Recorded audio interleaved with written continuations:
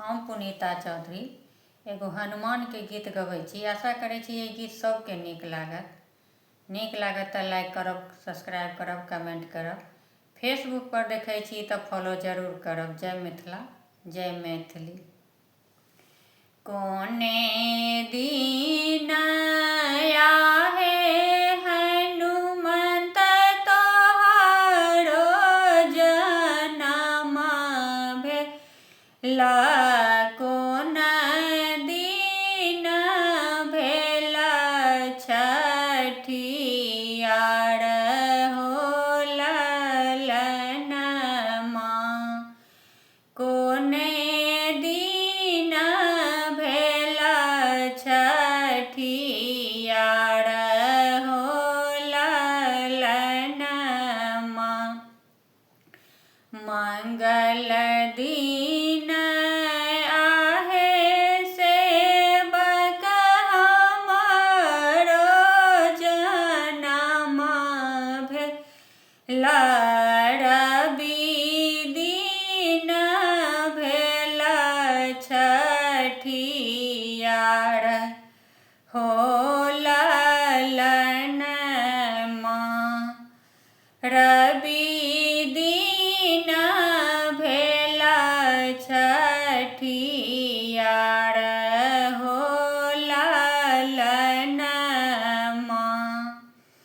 कोने दीन आहे हनुमंत बाँस कटाओल। कोने दीन आहे हनुमंत बाँस कटाओल। कोने दीन ध्वजा फहराए हो ललनमा। कोन दीन ध्वजा फहराए हो ललनमा। रवि दीन आहे सेवक बाँस कटाओल।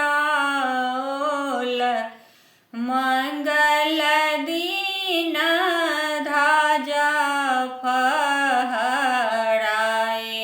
हो ललनमा।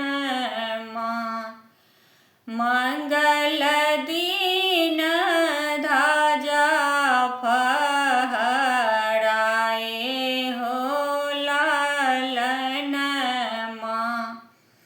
कौने रंग आहो हनुमंत वस्त्र पहिराएब। कोने मधुर भोग लगाएब हो ललनमा। कोने रंग मधुर भोग लगाएब हो ललनमा। लाल रंग लंगोटा सेवक भो हमारो पहिराएब। मोती चूड़ के लड्डू भोग लगाएब हो